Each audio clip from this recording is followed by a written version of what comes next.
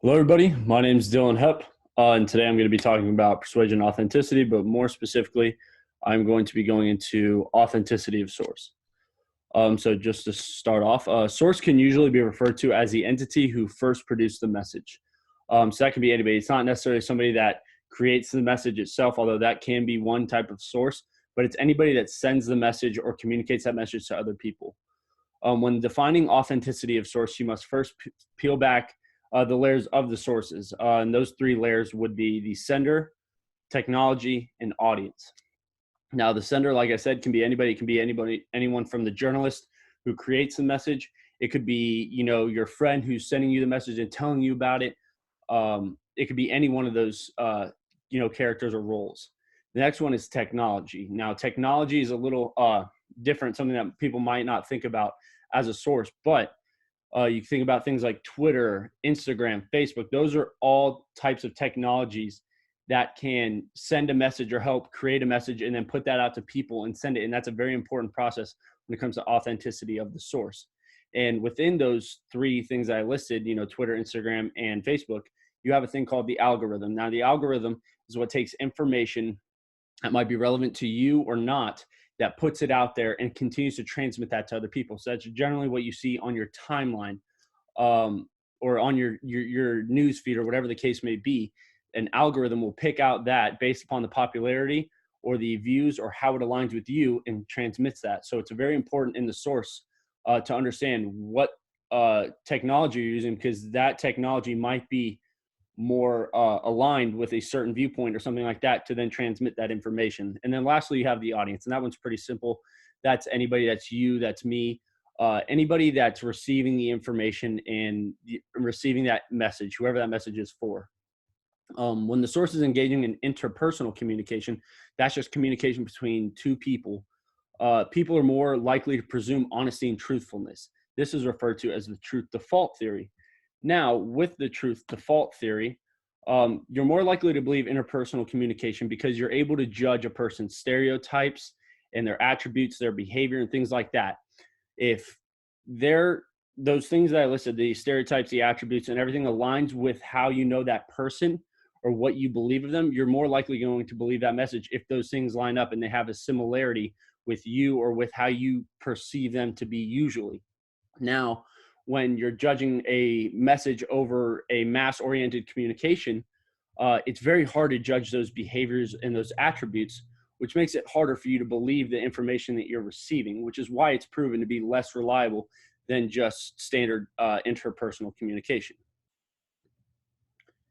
Now, authenticity of source in a mass medium. Interpersonal communication and CMC, computer-mediated communication, over the internet has enabled new forms of mass communication. These can be anything from comments on online news sites. Largely, you don't see that as much anymore. When this article was written, it was 2010, so that's what people were doing. They were commenting on news sites. But now a lot of the time, you see those comments and those opinions being shared on social media platforms. I know I get them all the time from family and things like that. I see a lot of comments on news sites and things like that from many different people, and that's usually how most messages are shared nowadays. Now you also have, a different form going beyond just news and things like that. You have online shopping, so you have products being transmitted over a massive communication that's not so much interpersonal, but like I said, it's a massive medium where you have reviews of online shopping coming from real shoppers, real customers. And then you have trending opinions on social media, kind of like comments on online news sites. But like I said, you have trending opinions. We all have the trending page on our Twitter and things like that for us to see what's going on.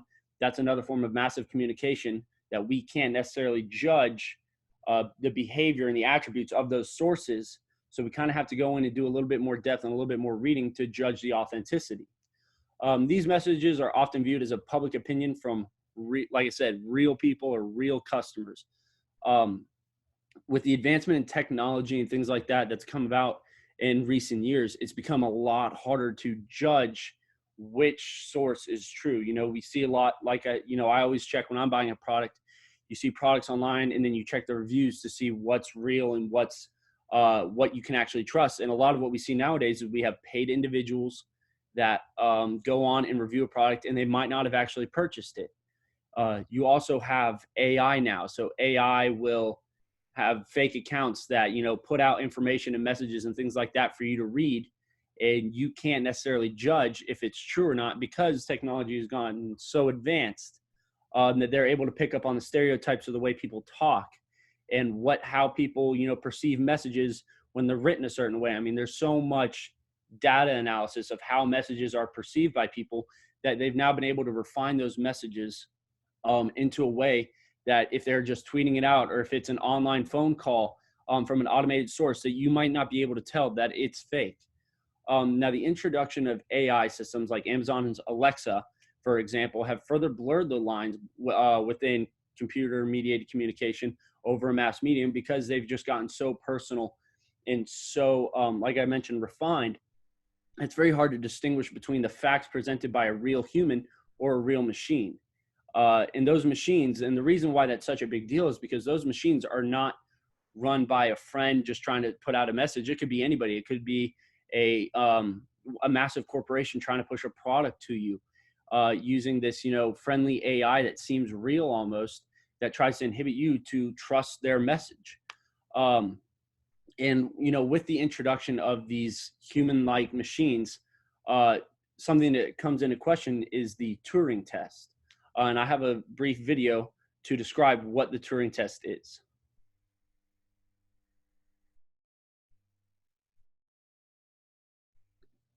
What I personally love about Asana is that it works the way that I would want it to. Here you go.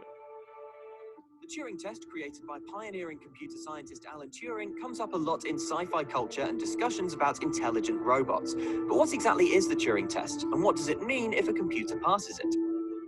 Alan Turing first described what we call the Turing test in a 1950 paper. Turing wanted to answer the question, can machines think? To get to the bottom of this, he devised a hypothetical test.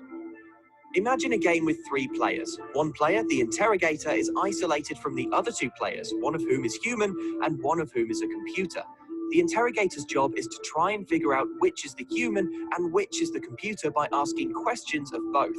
To make things harder, the computer is trying to make the interrogator guess wrongly. In other words, it's trying to be as indistinguishable from a human as possible. If, more often than not, the interrogator is unable to determine computer from human, then hey, maybe we're dealing with a thinking computer. Attempts to build computers that can fool humans have revealed some fascinating challenges. For instance, it's hard to make a computer that's good at telling jokes. The Turing test isn't a perfect test of robot intelligence. For example, it encourages trickery. One recent attempt involved a program pretending to be a young boy for whom English wasn't a first language, conveniently covering up any linguistic slips. The Turing test also doesn't account for non-human intelligence. Some of the smartest computers around today have no chance of pretending to be a person, but that doesn't make the advances in AI that they represent any less impressive.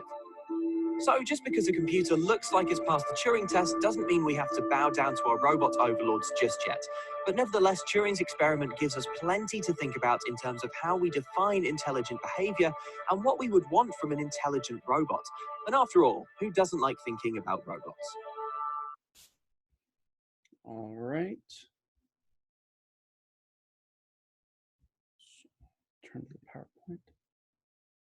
Okay, so like I mentioned, Turing test basically judges whether or not people can, differentiate the difference between a computer or a human. And obviously, that was back in the 1950s when computers were very slow, and even then, people were still being tricked by this test and believing that computers were along the same lines as humans. And as you saw, different people building these computers and these robots and things like that were able to come up with a way to cover up for their lack of humanness by pretending to be someone with a language barrier or whatever the case may be. That's made it harder for people to really judge a source and the authenticity of it, is because these sources are becoming so aligned, machine versus human. They're becoming so close and so blurred that it's very, very hard to judge whether it's actually a valuable or truthful source. And I have another example of just how hard it is to differentiate these two coming up in just moment. So continuing on with the authenticity of source, the increasing focus of improving AI's humanness, coupled with the audience dependencies to source information from the internet, will inevitably lead to the people's inability to differentiate between human and machine. Now, in this article, it did a lot of discussing between the advancements in AI, which has been very beneficial in a lot of ways. Um, like a lot of us have Alexas, a lot of us have Siri on our phones. It's helped in a lot of ways, um, that have been extremely beneficial, and there's not much negative to speak to beyond that. Um, but with our dependency on internet and things like that, and AI being able to link to it, it's very, very hard for us to not show some sort of reliability once this AI becomes very um, intertwined with our lives, to not trust it. I mean, we already go to the internet. If we have AI telling us a message, it's hard for us to sit here and deny that right off the bat, because they're already linked to what we use as our division between right and wrong, and what we use to fact check things, if we even do that. So much like the truth to fault theory, people may believe a message from any source like AI that portrays human stereotypes the audience has similarities with. So like I mentioned earlier, the attributes, the characteristics, the stereotypes that we judge a message off of when it's interpersonal communication, AI is now able to reflect those exact same tendencies that we rely on as humans to judge a message.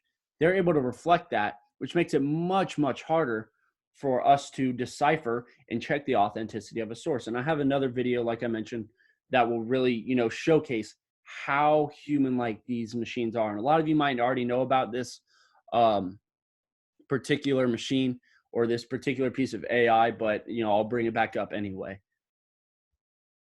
And we won't have to watch the whole thing, just a short snippet of it, just to Hey, you're watching get the this idea because of it. you just clicked on a Tony Robbins video, and if you're like me, you're probably gonna.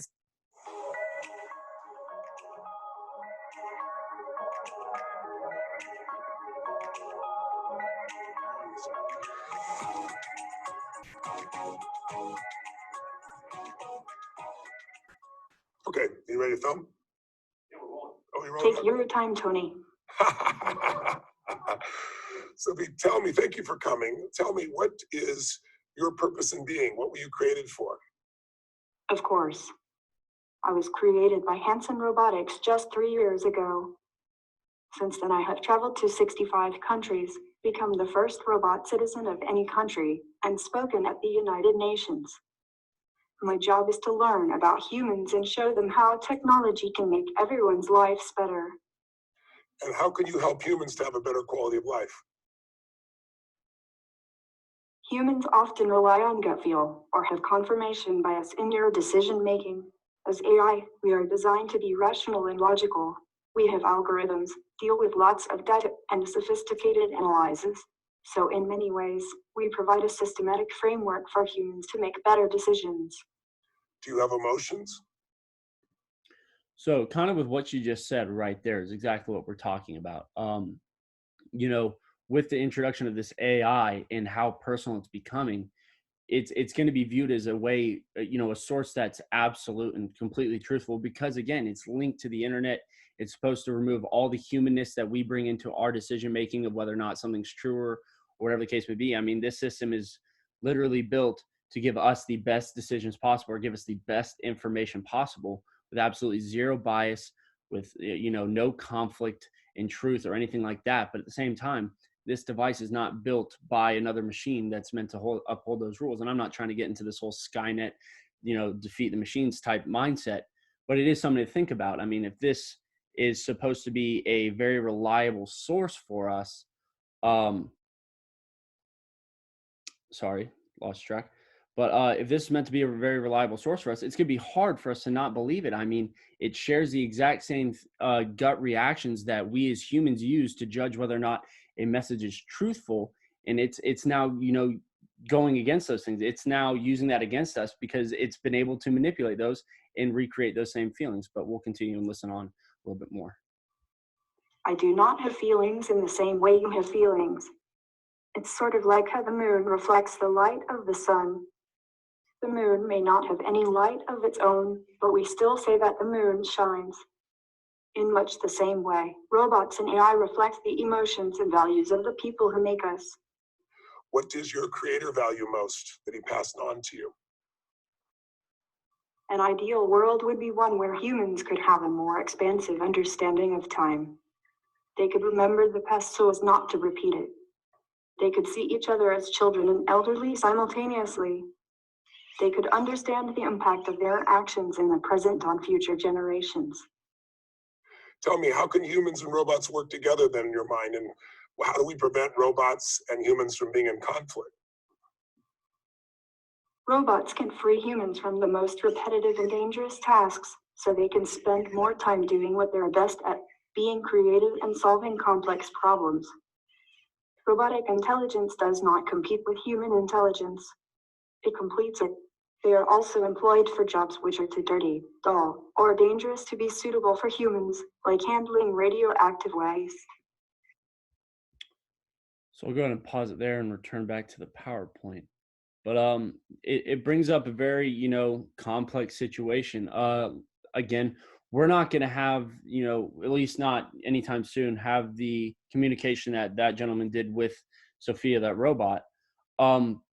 But to hear the way she talks and to hear how she'll relate to somebody or be able to answer those questions on command, nobody behind the mic or nobody behind the robot answering for her, it's very hard to say that we'd be able to see a difference if we were to speak with something, an AI like that over the phone. We wouldn't be able to spot the difference so much as like he could when he was speaking to her in person, or she's just simply putting out a message. And she's being that online source that we see so much at the time. When we're online on our Twitter, if, say Sophia were to have a Twitter account or something like that and be able to live tweet with us and provide information for us or provide a message or whatever the case may be, it's going to be very, very hard for us to differentiate that message from truthful or not based upon, the simple facts that we gather from behavior, stereotypes, attributes of that person that we're communicating with. And then lastly, however, these changes may heighten the suspicion about the source's identity, rendering source authenticity more of a variable rather than a constant. With that being said right there, basically what it's saying is with the creation of these AIs and the advancement of them, rather than us becoming more, I could say careless, I guess might be one word to use to describe it. Instead of being more careless about sources, we might have a heightened suspicion of this source now, that these things are coming about because we can't use what we've traditionally used in order to judge a source's authenticity. Since we can't use the stereotypes and things like that, we might just have to rely on natural suspicion and, do more digging and more research, which is encouraged always to just do more research. Whenever you're given a message or a piece of information, do more research beyond that and continue to kind of question what it is, and where that source comes from and what the purposes are. So yeah, that's pretty much the end of my, portion of this project. I thank you for listening. Have questions, I'll obviously have the discussion posted for my topic, but thank you very much for listening.